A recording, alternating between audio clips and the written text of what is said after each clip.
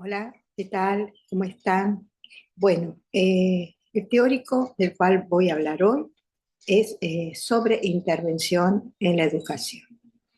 Bueno, para hablar de educación, yo diría que es bastante amplio el tema, muy abarcativo, porque podemos empezar a hablar de la educación desde el momento en que nacemos, ¿no?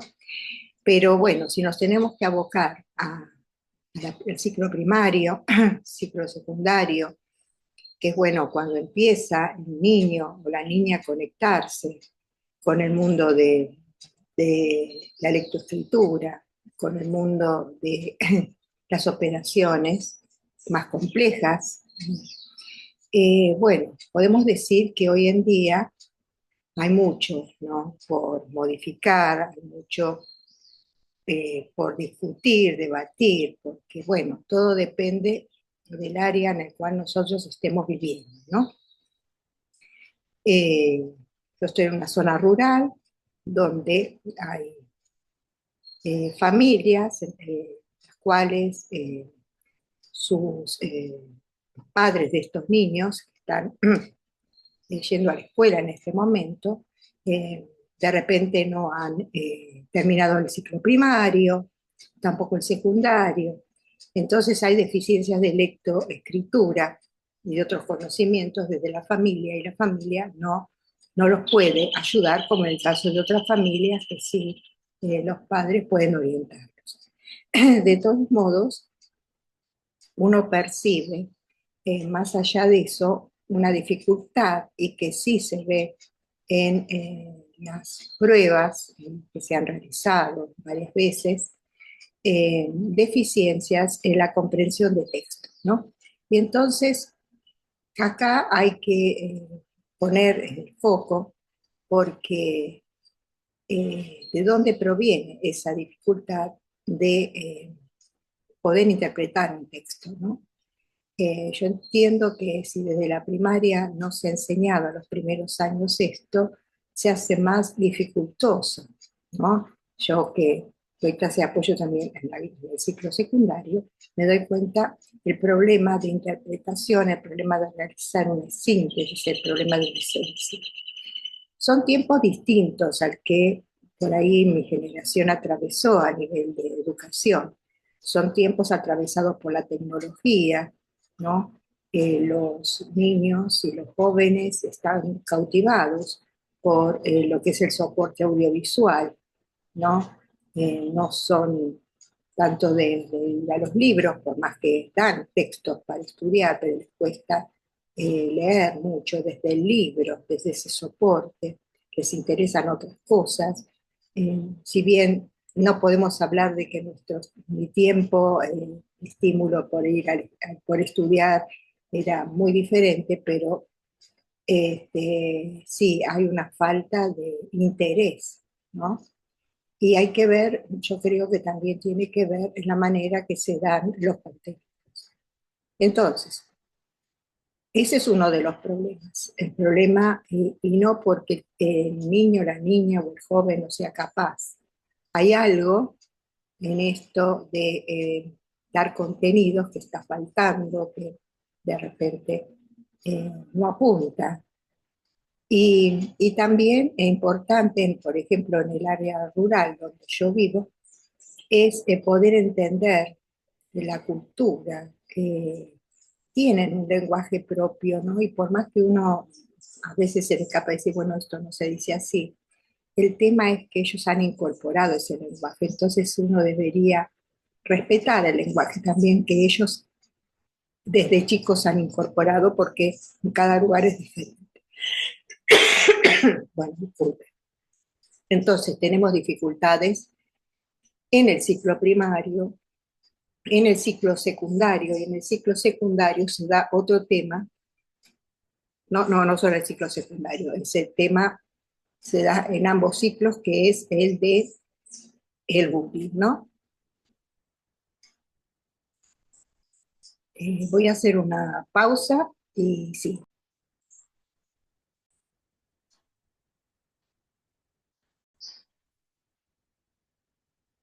Bueno, estas luchas sociales de la década del 60 podemos decir que marcaron un poco su historia, ¿no? Y las luchas sociales comienzan en Europa, en la década del 60 eh, habrá que recordar el Mayo francés, que todo, bueno, lo que ocurrió en Europa fue de alguna manera, como siempre, trasladado a América, ¿no? Había una causa y había un efecto, ¿sí? Como en el año 1800, donde esa problemática que hubo con el rey se traduce en la problemática de los virreinatos. Entonces acá pasa lo mismo. Las luchas sociales generadas en la década del 60 tienen su efecto en América. Entonces, se le propone en el año 1963 coordinar el Plan Nacional de Alfabetización. ¿Sí?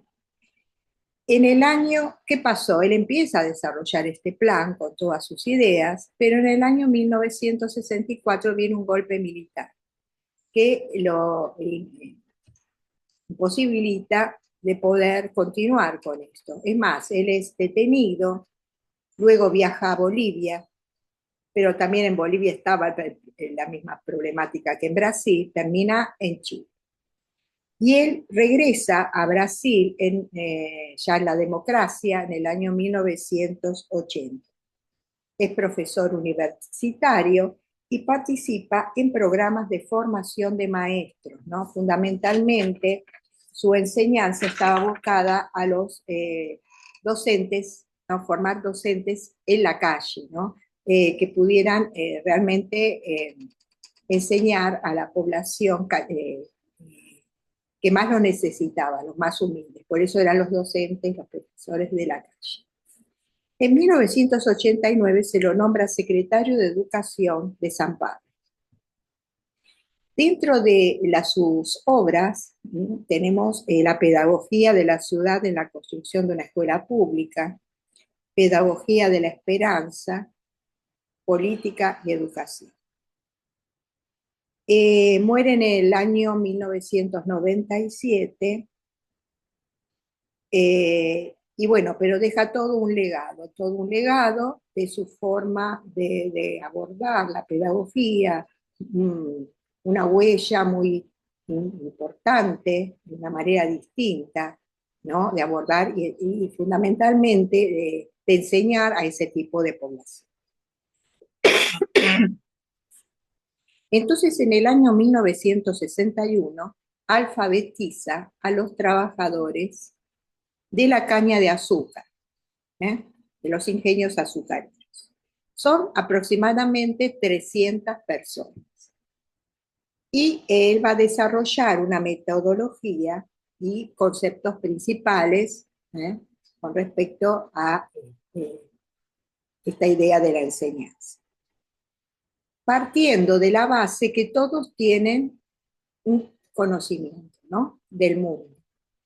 Esta idea mucho del conductismo, propia del siglo XIX, de considerar al educando, como él lo decía, el educando, como una tabula rasa que nada sabe y tiene que empezar a incorporar, a absorber los conocimientos que el docente, que el maestro le da, sin poderles darle la posibilidad o la oportunidad de intercambiar estos conocimientos. Bueno, era la pedagogía del momento. Entonces va a discutir él. Recuerden ustedes que hubo dos corrientes, el conductismo y el constructivismo, ¿no? Y en el constructivismo se abre a esto de que permitir al estudiante construir también su conocimiento, ¿no? Eso es la idea del constructivismo, dar sus ideas, permitirles su creatividad, ¿no? En un intercambio donde también el docente aprende con el adulto, perdón, con el alumno, ese es el intercambio que se da en la pedagogía de Freire, ¿no? Donde educador aprende también con el educando, ¿no? Es una, un método dialéctico, donde hay feedback, ¿no? Y fundamentalmente donde hay diálogo. Entonces, su metodología de enseñanza apunta a que el educando pueda entender, pueda tener una lectura de ese universo en el que vive y de esas estructuras política, social y económica en la que vive. ¿Sí? Entonces, va a decir Freire, educar es conocer críticamente la realidad.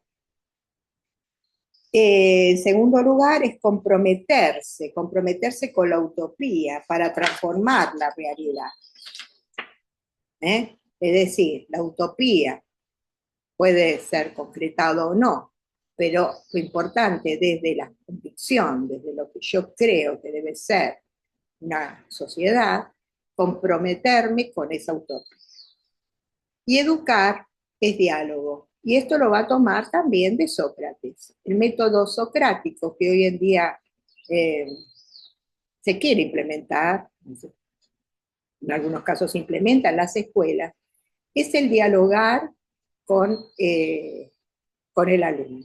¿Qué decía Sócrates? Desde la mayéutica socrática, a través del diálogo, ¿no?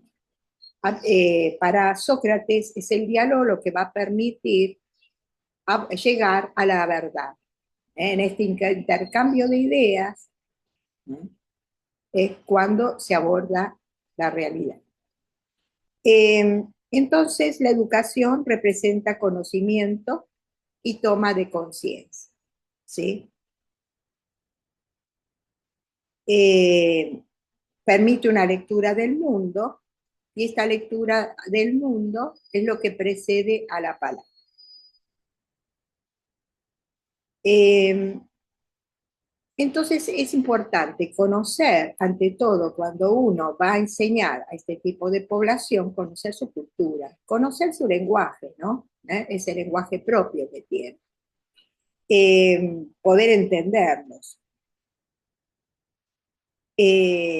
Y es a través del diálogo sobre problemas significativos de la vida cotidiana donde se aprende, los iletrados aprenden críticamente su mundo.